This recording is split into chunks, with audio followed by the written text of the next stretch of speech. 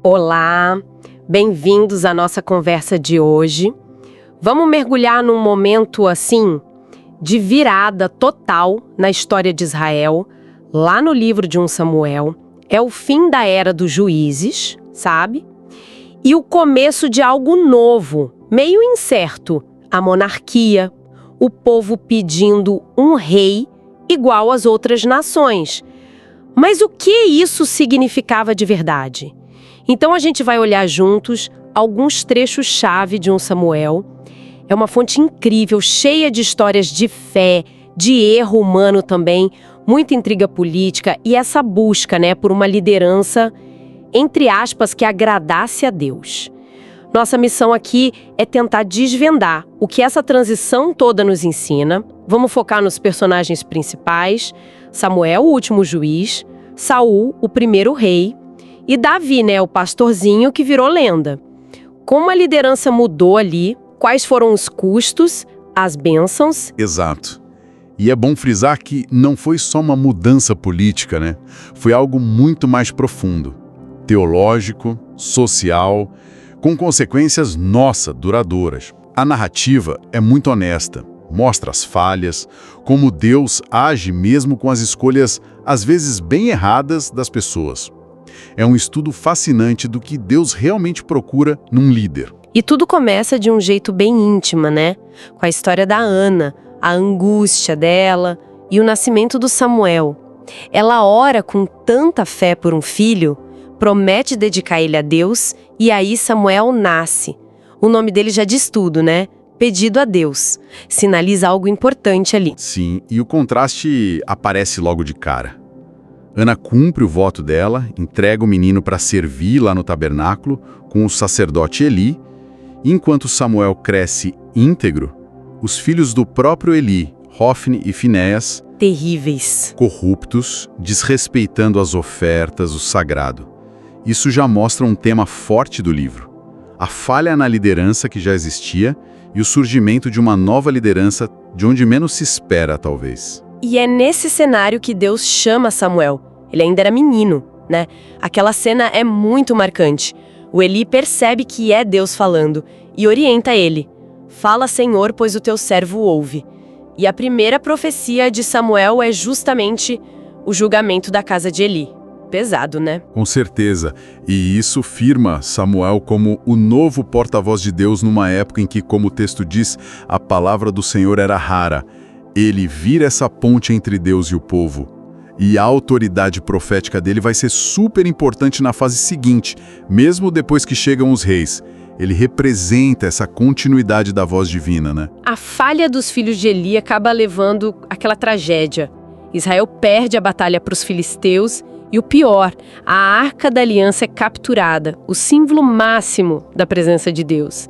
Eles trataram a arca como se fosse, um amuleto da sorte. Exato. Um erro teológico, gravíssimo. Tentaram usar a presença de Deus, manipular, em vez de buscar o próprio Deus, se arrepender, e a consequência terrível. Os filhos de Eli morrem, o próprio Eli morre quando recebe a notícia, e aquele nome do neto, Icabô, diz tudo. Foi-se a glória de Israel. Muito forte. Mas a arca, olha só, ela causa um problemão para os filisteus, derruba o ídolo deles, traz pragas. Eles acabam tendo que devolver. Anos depois, Samuel reúne Israel em Mispa, chama o povo para o arrependimento, para largar os ídolos, e aí sim, Deus dá a vitória contra os filisteus. Samuel se firma ali como o último grande juiz. Essa vitória em Mispa é simbólica. A pedra Ebenezer, Até aqui nos ajudou o Senhor. Mostra Samuel restaurando essa relação com Deus como a base para a segurança do povo. Ele lidera como profeta, como juiz, sempre sob a direção de Deus. Mas o povo logo ia querer outro tipo de líder. E aí que vem o pedido por um rei.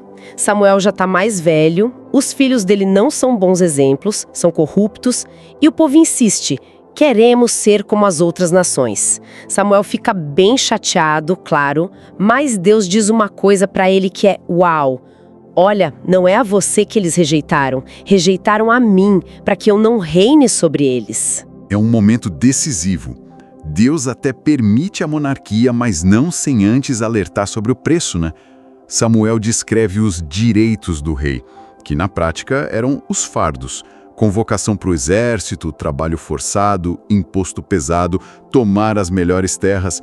Basicamente, era trocar a liberdade que tinham sob Deus pela suposta segurança de um rei humano. Mas eles bateram o pé. E aí entra Saul em cena. Alto, bonito, de família importante. A história dele procurando as jumentas perdidas do pai é curiosa, né? Porque isso leva, providencialmente até Samuel. E Deus já tinha avisado Samuel que ele ia chegar. Samuel unge ele rei, mas em segredo primeiro. É a soberania de Deus agindo nos bastidores, usando um evento comum para um propósito enorme.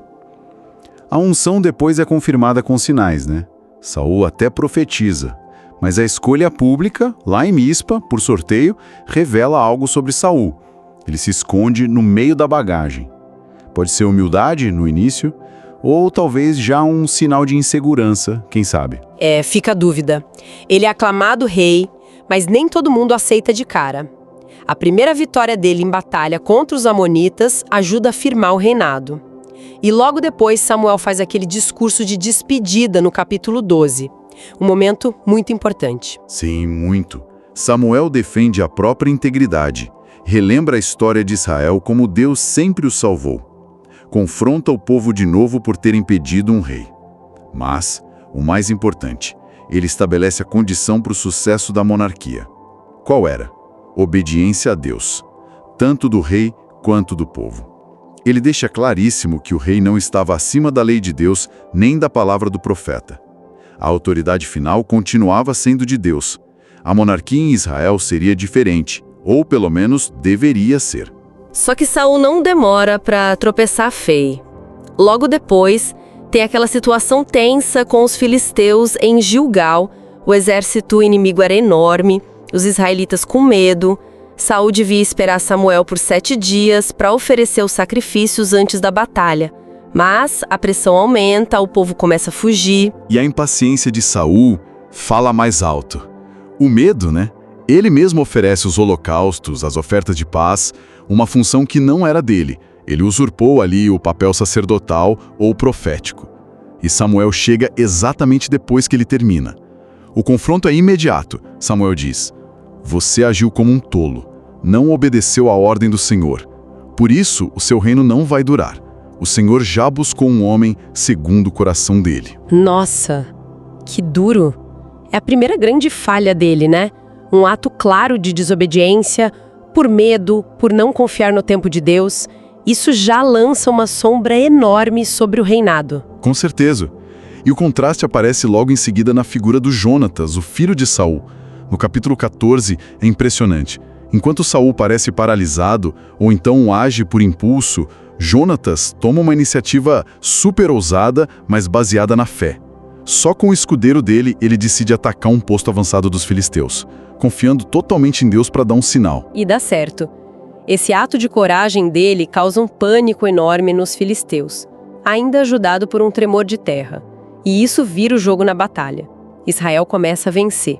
Só que aí, no meio da vitória, Saul comete outro erro grave. Faz um juramento precipitado, proibindo todo mundo de comer qualquer coisa até o anoitecer. Pra quê, né? Pois é. Um juramento que só serviu para enfraquecer o próprio exército. E quase mata o Jonatas. Porque Jonatas, sem saber da ordem, come um pouco de mel e se sente revigorado. Quando Deus não responde a uma consulta de Saul, ele usa o sorteio para achar o culpado pela falta de resposta divina. E a sorte cai justamente em Jonatas. E Saul, para manter a palavra do juramento tolo dele, está pronto para matar o próprio filho. Que loucura. Mas aí o povo intervém. Eles não deixam Saul matar Jonatas porque reconhecem, foi por meio dele que Deus nos deu essa vitória hoje.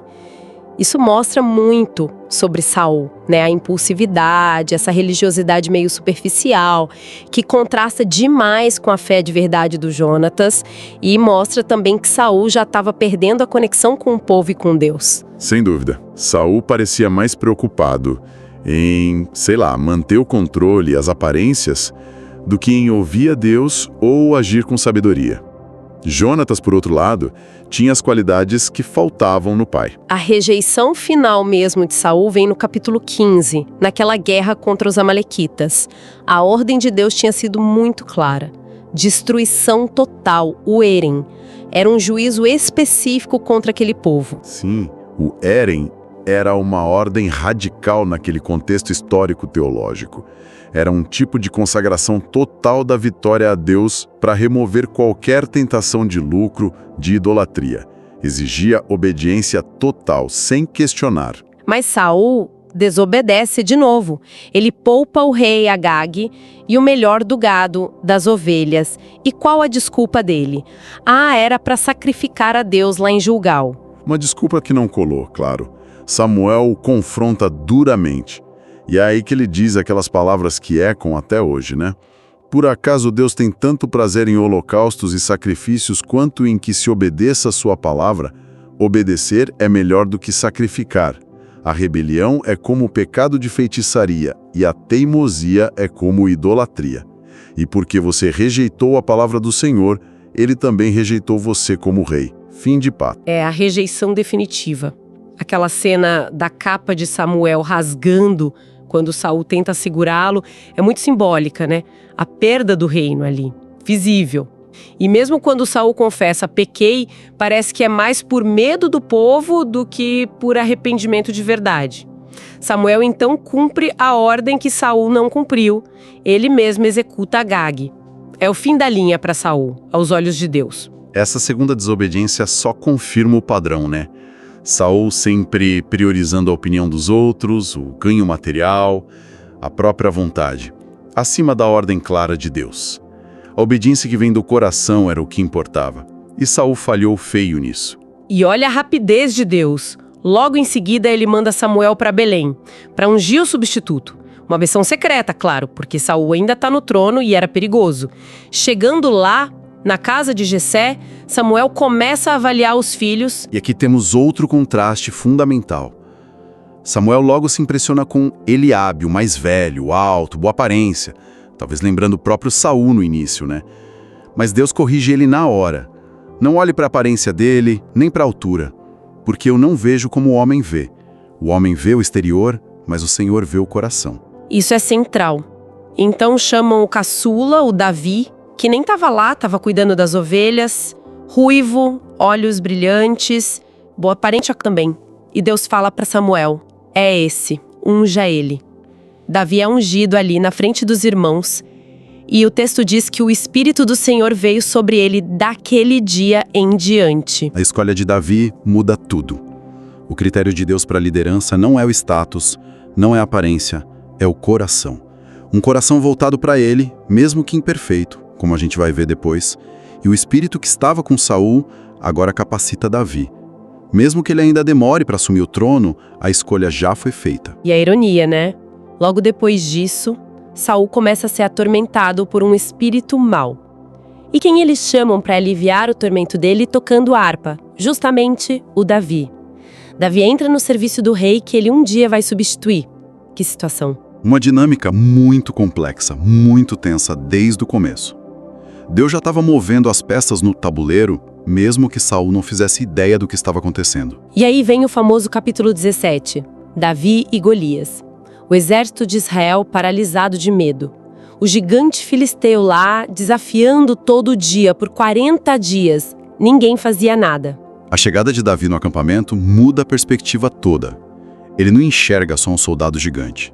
Ele vê um incircunciso filisteu desafiando os exércitos do Deus vivo. A visão dele é teológica, entende? Não é só militar. Onde todo mundo via um problema gigante, Davi via uma ofensa direta contra Deus. E isso faz toda a diferença. Ele se oferece para lutar, lembra de como Deus já o tinha livrado de leão, de urso, lá cuidando das ovelhas. Ele recusa a armadura de Saul, que nem cabia direito nele, e vai com o que ele sabia usar, a funda, 5 pedras lisas e principalmente a confiança no nome do Senhor. O confronto verbal antes da luta é clássico. Total. Golias confia na força bruta, na armadura. Davi confia em Deus. A resposta de Davi para Golias é uma declaração de fé pura. Você vem contra mim com espada, lança e escudo, mas eu vou contra você em nome do Senhor dos Exércitos, para que a terra inteira saiba que há Deus em Israel. Poderoso demais. E uma pedrada certeira derruba o gigante. Davi ainda usa a própria espada do Golias para acabar com ele. É uma vitória que lança Davi direto para o estrelato nacional. Mas isso também acende de vez a inveja do Saul. A vitória sobre Golias é a entrada triunfal de Davi na cena. Ele foi o herói que o rei Saul deveria ter sido. E para a insegurança do Saul, isso se tornou insuportável. Mas tem um ponto de luz lindo nessa história toda. A amizade que nasce entre Davi e Jonatas, o filho de Saul. É algo muito profundo. Jonatas reconhece que Deus escolheu Davi e faz um pacto com ele. O texto diz que ele o amava como a sua própria alma. Lindo isso. Essa amizade é um testemunho incrível de lealdade. Uma lealdade que vai além da política, além dos laços de sangue. Jonatas protege Davi o tempo todo, mesmo contra o próprio pai e mesmo sabendo que isso poderia custar o trono para ele. É admirável. Só que a popularidade de Davi só cresce. E aquele cântico das mulheres, então, Saul matou 1000, Davi matou 10.000. Aquilo foi a gota d'água para Saul. Despertou a fúria, a paranoia total. A partir daí, a vida de Davi vira um inferno. Ele corre perigo o tempo todo. Saul tenta matar Davi com a lança mais de uma vez. Manda ele para batalhas que eram praticamente suicidas. Usa as próprias filhas como isca para tentar pegá-lo. É uma descida ladeira abaixo para Saul. Uma obsessão movida pela inveja, pelo medo terrível de perder o poder. Triste ver isso. Davi é forçado a fugir. Ele conta com a ajuda preciosa da Mical, esposa dele e filha de Saul, e do amigo Jonatas. Chega a buscar refúgio com Samuel, mas a perseguição não para. A fuga dele o leva até Nob, onde o sacerdote Aimeleque o ajuda, dando pão e a espada de Golias. Um ato de bondade, mas que vai ter consequências trágicas. Sim, porque Doeg, um servo de Saul que estava lá, viu tudo e foi correndo contar para o rei. Saul, cego de raiva, ordena o massacre de todos os sacerdotes de Nob e suas famílias. Um ato de uma brutalidade chocante. Mostra o nível de depravação a que ele chegou. Só escapa um sacerdote, Abiatar, que foge e se junta a Davi, levando consigo o éfode, a estola sacerdotal usada para consultar a Deus. Davi agora é um fora da lei total. Reúne um bando de seguidores na caverna de Adulã, vive escondido nos desertos, uma vida muito dura. Mas mesmo nessa situação precária, ele age como líder. Ele consulta a Deus através do Abiatar e do éfode e protege o povo como quando ele salva a cidade de Keila dos filisteus. É interessante notar isso, né? Davi, mesmo sendo perseguido, já começa a agir como um rei responsável, buscando a direção de Deus, cuidando do povo. Enquanto Saul se afunda, Davi está sendo moldado, forjado como líder nessas dificuldades todas. E aí temos aquelas duas cenas incríveis em que Davi poupa a vida de Saul, capítulos 24 e 26. Uma vez na caverna de Engedi, outra no acampamento no deserto de Zif. Nas duas vezes, Saul está ali, vulnerável, na mão de Davi. Os homens de Davi falam, é agora. Deus entregou ele para você. Mas Davi se recusa, categoricamente. A razão dele é sempre a mesma. Deus me livre de levantar a mão contra o meu Senhor, pois ele é o ungido do Senhor. Ele demonstra um respeito enorme pela posição que Saul, apesar de tudo, ainda tinha, por causa da escolha inicial de Deus.